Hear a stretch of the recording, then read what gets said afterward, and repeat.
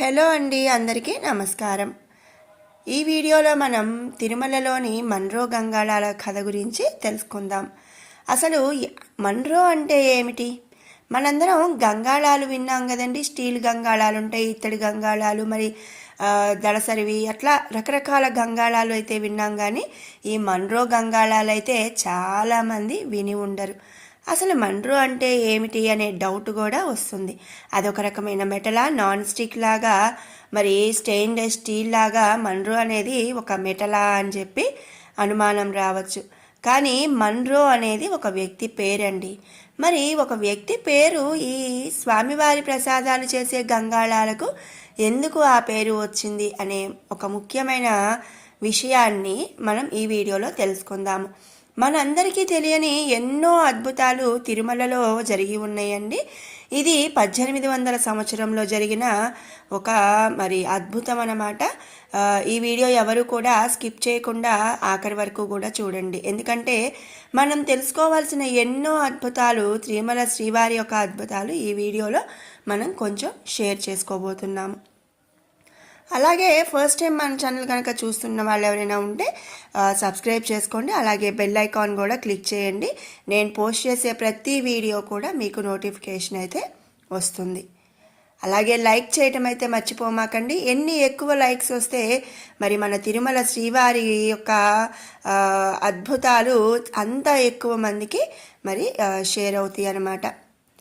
ఇక మన్రో గంగాళాలు.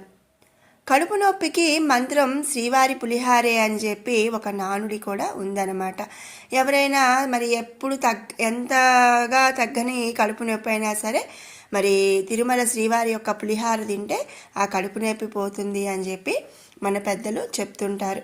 తిరుమలలో శ్రీవారికి ప్రతిరోజు నివేదించే నైవేద్యాలు ఇలాంటి గంగాళాలు. అంటే మరి అందరికీ గంగాళాలు తెలుసు కదండి. అటు ఇటు 2 చెవుల్లాగా పట్టుకోవడానికి వీలుగా ఉండే ఒక పెద్ద గిన్నె అనమాట. ఇలాంటి గంగాళాల్లో మాత్రమే ఎందుకు నివేదించబడుతున్నాయి మనం చూస్తూ ఉంటామండి. అక్కడ మనం ప్రసాదాలు తయారు చేసే దగ్గర, అంటే మనం దర్శనం చేసుకొని వచ్చేటప్పుడు ప్రసాదాలు పెట్టేటప్పుడు ఎన్నో గంగాళాలు, ఇత్తడి గంగాళాలు ఉంటాయి అన్నమాట.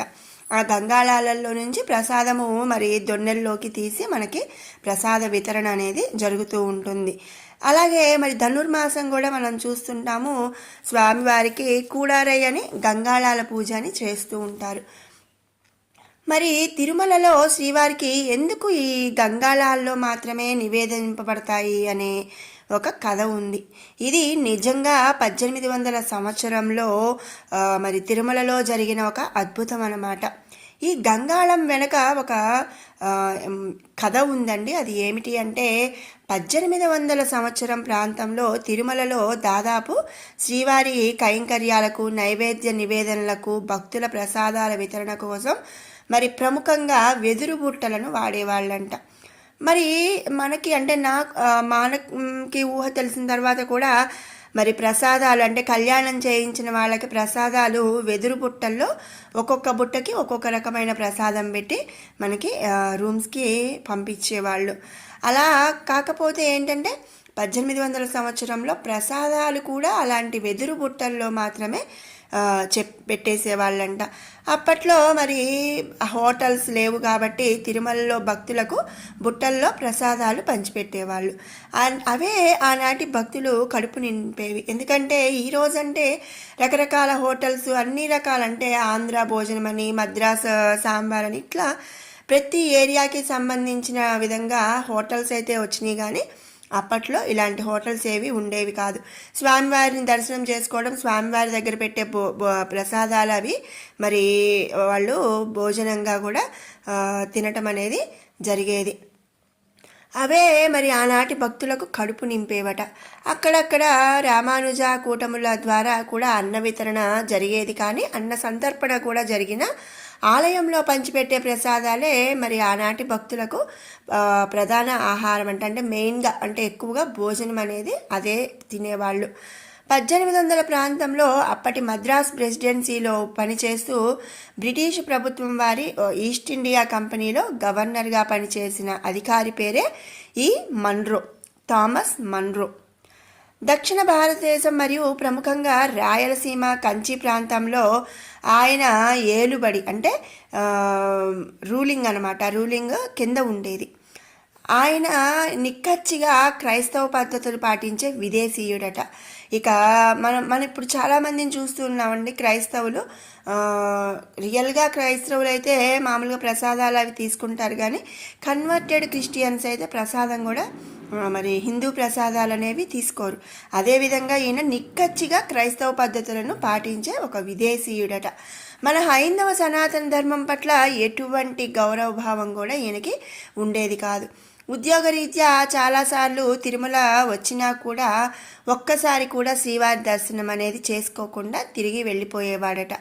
అప్పట్లో తిరుమలలో భక్తులకు గుడి బయట ప్రసాదాలు పెద్ద మొత్తంలో పంచిపెట్టేవాళ్ళు. మరి ముందు చెప్పినట్టుగా అవే వారికి భోజనాలు కాబట్టి మరి అప్పట్లో బాగా పంచిపెట్టేవాళ్ళు. మరి శ్రీవారికి ప్రధాన ప్రసాదంగా పొంగలి, పులిహోర, దద్దోజనం మొదలైన వంటలు సమర్పించేవారట. అప్పట్లో లడ్డు ప్రధాన ప్రసాదం కాదు, ఈ పులిహార, దద్దోజనం, పొంగలి మాత్రమే ప్రధాన ప్రసాదం. ఆ తర్వాత లడ్డు వచ్చిందంట. ఆ ప్రసాదాలను భక్తులు ఎంతో భక్తితో అక్కడ నేల మీదే కూర్చొని చక్కగా చేతులతో తన్మయత్వంలో తినడం ఈ థామస్ మన్రోకి ఒక రకమైన అసహ్యం వేసిందట. మరి ఈ థామస్ మన్రో మరి విదేశీయుడు కదండి, వాళ్ళు ఏంటంటే స్పూన్లు, ఫోర్క్లు యూజ్ చేసి ఫుడ్ అనేది తీసుకునేవాళ్ళు. కానీ మన ఇండియన్స్ చేత్తో తినడమే వాళ్ళకి ఆనందం. అలాగే మరి స్వామివారి గుడి ముందే చక్కగా కింద కూర్చొని వాళ్ళు పెట్టిన ప్రసాదాలు చక్కగా తినేవాళ్ళట. స్వతహాగా విదేశీయుడు కావున అలా నేరుగా చేతులతో ప్రసాదాలు తినడం కూడా చూసి అది ఆరోగ్యకరమైన పద్ధతి కాదు అని, శుచి శుభ్రత లేకుండా అలా అందరూ కలిసి ఒకే దగ్గర నేరుగా ప్రసాదాలు చేతితో తినడం వల్ల లేనిపోని అంటువ్యాధులు, కడుపు నొప్పులు వచ్చే ప్రమాదాలు ఉన్నాయి అని మరి ఆయన చెప్పాడట. మన ఆలయ సంప్రదాయం ప్రసాదాలు పట్ల ఒక రకమైన చులకన భావం కలిగిన థామస్ మన్రో ఏం చేశాడంటే వెంటనే తన అధికారం ఉపయోగించి నేరుగా తిరుమలలో భక్తులు శ్రీవారి ప్రసాదాలు తినకుండా ఆదేశాలు ఇచ్చాడట. శ్రీవారి లీలా ప్రభావంతో ఏ కడుపు నొప్పిని సాకుగా చూపించి ప్రసాదాలు రద్దు చేశాడో అదే తీవ్రమైన కడుపు నొప్పి ఈ థామస్ మన్రో అనే అతనికి వచ్చి ఎన్ని రకాలుగా వైద్యం చేయించినా కూడా తగ్గకుండా అతని ఆరోగ్యం క్షీణించి పూర్తిగా అనారోగ్యంతో మంచం పట్టాడట. అనుకోని పరిస్థితుల్లో అతనికి మంత్రాలయం రాఘవేంద్ర స్వామి వారి మీద ఎనలేని భక్తి, శ్రద్ధ కుదిరింది. అతను ఆ ఆలయంకి ఎన్నో కైంకర్యాలకు ధన సహాయం కూడా చేశాడట. ఆయన కడుపు నొప్పి మాత్రం తగ్గక నరక యాతన అనుభవించేవాడు. అతనిలో వచ్చిన ఆధ్యాత్మిక పరివర్తనకి అలాగే సనాతన ధర్మం పట్ల భక్తిని గమనించిన మంత్రాలయ పీఠాధిపతులు ఆయన తిరుమల శ్రీవారి పట్ల ప్రసాదాల పట్ల చేసిన ఘోరమైన తప్పుని తెలియజేశారట. శ్రీవారి క్షేత్ర మహిమని వివరించారు మంత్రాలయం యొక్క పీఠాధిపతులు. శ్రీవారి ప్రసాదాల మహిమ తెలుసుకున్న థామస్ మన్రో శ్రీవారి పులిహార నేరుగా తన చేతితో తిన్న వెంటనే ఆ కడుపు నొప్పి మటుమాయం అయిపోయింది. కాబట్టి అప్పటి నుంచి కడుపు నొప్పికి మంత్రం శ్రీవారి పులిహార అని చెప్తూ ఉంటారు. అలాగే తప్పు తెలుసుకున్న థామస్ మన్రో శ్రీవారి కైంకర్యాల కోసం, నైవేద్యాల సమర్పణ కోసం చాలా గంగాళాలు సమర్పించాడు. అంతేకాకుండా తిరుపతి శ్రీవారి భక్తులకు మళ్ళీ మునుపటిలాగా ప్రసాదాలు పంచి పెట్టేలా, వాటిని భక్తులు నేరుగా ఆలయం దగ్గరే తినేలా తిరిగి మళ్ళీ ఉత్తర్వులనేవి ఇచ్చాడట. ఎంత పశ్చాత్తాపడినా సరే, ఎన్ని గంగాళాలు దేవస్థానానికి సమర్పించినా శ్రీవారి దర్శనానికి మాత్రం నోచుకోలేకపోయాడట. మనోవ్యాధితో మంచం పట్టి నేరుగా నీ సేవలో పాల్గొనే అదృష్టం లేదా స్వామి అని ఎన్నెన్నో విధాల శ్రీవారిని ప్రార్థిస్తూనే 1827లో ప్రాణం వదిలాడట థామస్ మన్రో.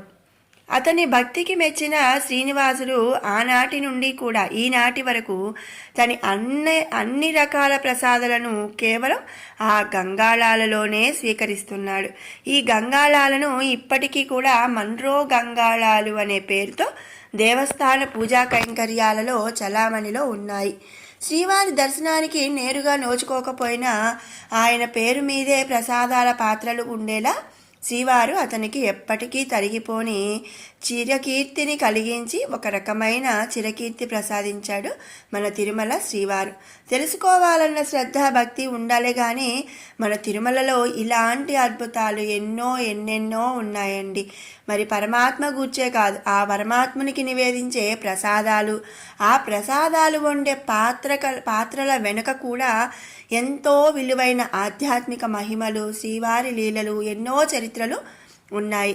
మరి భక్తితో శ్రీనివాసుని తెలుసుకునే ప్రయత్నం చేస్తే తిరుమలగిరిలో అడుగడుగునా కూడా ప్రతి గడపకి ప్రతి చెట్టుకి కూడా ఒక చిన్న ప్రదేశం వెనుక కూడా ఎంతో తెలుసుకోవాల్సిన ఆధ్యాత్మిక చరిత్ర దాగి ఉంది.